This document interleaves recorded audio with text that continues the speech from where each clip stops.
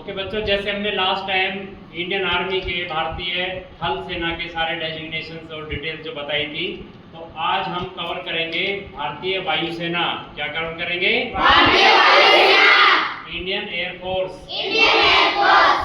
भारतीय वायुसेना की जो पंच लाइन है, जो टैग लाइन है, उसको भागवत गीता से लिया गया है। वो है नभ स्पर्शम दीप्तम, touch the sky with the glory. तो भारतीय वायुसेना की जो स्थापना हुई वो ब्रिटिश सरकार द्वारा हुई थी जब भारत आजाद नहीं हुआ था। 8 अक्टूबर 1932, 8 अक्टूबर 1932 को ब्रिटिश सरकार द्वारा इसकी स्थापना हुई थी।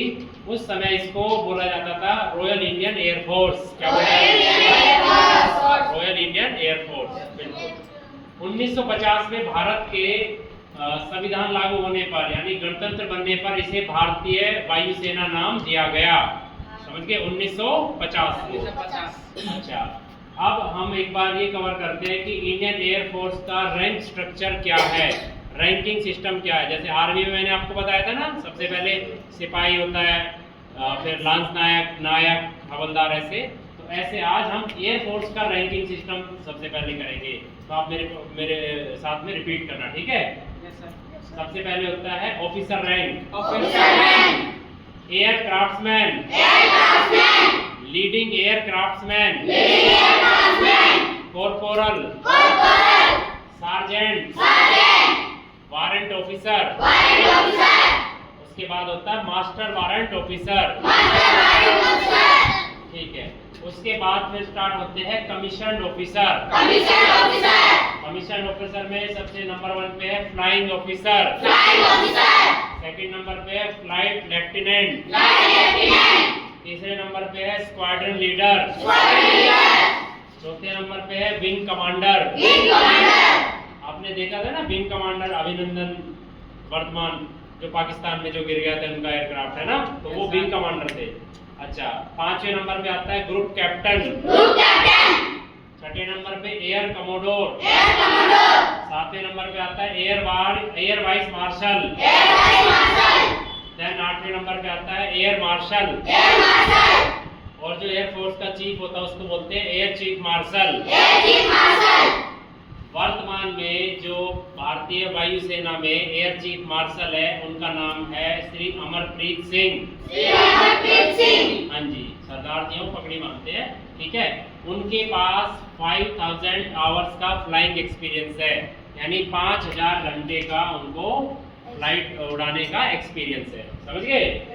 अच्छा, जो एयर चीफ मार्शल है वो किसको रिपोर्ट करते हैं? वो रिपोर्ट करते हैं प्रेसिडेंट ऑफ इंडिया को। किसको? हाँ जी। देन करते हैं प्रधानमंत्री को, देन डिफेंस मिनिस्ट्री यानी रक्षा मंत्रालय, और लास्ट में एनएससी, नेशनल सिक्योरिटी काउंसिल, राष्ट्रीय सुरक्षा परिषद को। इन सबको रिपोर्ट करते हैं कौन? Air chief marshal. अच्छा, इनकी सीटिंग कहाँ पर है? ये बैठते हैं एयर हेडक्वार्टर, वायु भवन, नई दिल्ली। ठीक है। अच्छा, इनकी जो सैलरी है वो 2.5 लाख प्लस होती है पर मंथ। ठीक है। अच्छा, इनकी जो टर्म लेंथ है, समय अवधि, ये 3 साल के लिए बनते हैं। अगर एज 62 से ऊपर है तो उससे पहले रिटायर हो जाएंगे, यानी 3 साल का इनका पीरियड होता है, और 62 वर्ष की आयु तक ये रह सकते हैं। ठीक है। अगर कोई 60 वर्ष की आयु में एयर चीफ मार्शल बन रहा है तो फिर वो 2 वर्ष के लिए एयर चीफ मार्शल रहेगा। ठीक है। अभी तक के भारत के इतिहास में जो Shri Arjan Singh marshal of Indian air force रहे हैं, ये एक सर्वोच्च सम्मान का पद है। जैसे भारतीय थल सेना में जो मैंने आपको बताया था ना, फील्ड मार्शल का पद होता है, ऐसे ही इसमें एक पद होता है, उसको बोलते हैं मार्शल ऑफ इंडियन एयरफोर्स। तो श्री अर्जन सिंह को मार्शल ऑफ इंडियन एयरफोर्स का अवार्ड दिया गया है, क्योंकि उन्होंने 1965 और 71 में पाकिस्तान के युद्ध में उन्होंने अपना सर्वोच्च योगदान दिया। ठीक है। और अभी तक सिर्फ अर्जन सिंह को ही मार्शल ऑफ इंडियन एयरफोर्स का अवार्ड मिला है। ठीक है। तो इसके अलावा उनके नाम पर दिल्ली में एयरपोर्ट रोड का नाम भी अर्जन सिंह रोड है, और सन 2004 में उनको भारत का 2nd largest civilian award Padma Vibhushan से सम्मानित किया गया है। ठीक है। अब एक बार ये और देख लेते हैं कि जो हमारी इंडियन एयरफोर्स है उसकी क्या क्या विशेषताएं हैं। दुनिया की third largest air force in the world, विश्व की तीसरे नंबर की सबसे बड़ी एयरफोर्स की सेना है भारत के पास, ठीक है। 1500 से ज्यादा एयरक्राफ्ट हैं इनके पास, ठीक है। राफेल, सुखोई, मिराज, मिग और तेजस। तेजस तो भारतीय है, बाकी सब ये बाहर से लिए हैं। राफेल जैसे फ्रांस से लिया है, सुखोई रूस से लिया है, सुखोई और मिग, और जो मिराज है वो ये भी फ्रांस से लिया गया है।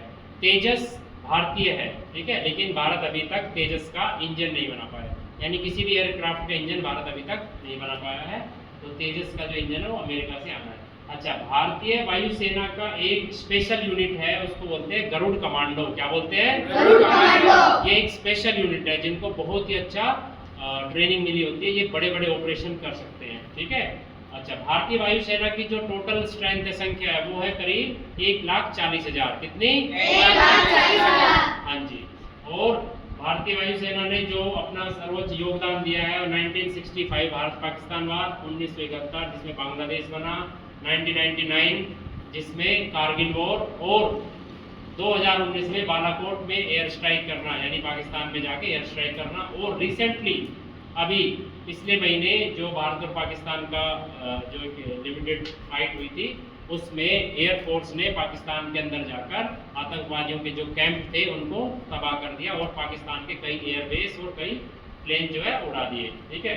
और विंग कमांडर अभिनंदन का तो आपको सबको याद होगा, ठीक है। उन्होंने अपना मिग 14 से मिग 21 से पाकिस्तान के पास जो है ना F-16 उसको गिरा दिया था। उस दौरान वो खुद भी पाकिस्तान में गिर गए थे, लेकिन पूरे सम्मान के साथ पाकिस्तान को उनको वापस करना पड़ा, ठीक है। तो इस तरह से वो वापस आए और बहुत नाम हुआ उनका, ठीक है। तो इस तरह से ये मैंने आज आपको भारतीय वायुसेना का स्ट्रक्चर समझाया। एक बार दोबारा से इसको डेजिग्नेशन को रिपीट कर लो। Aircraftman, leading aircraftman, corporal, sergeant, warrant officer, master warrant officer. उसके बाद जो कमीशन रैंक है उसमें होता है flying officer, flight lieutenant, squadron leader, wing commander, group captain.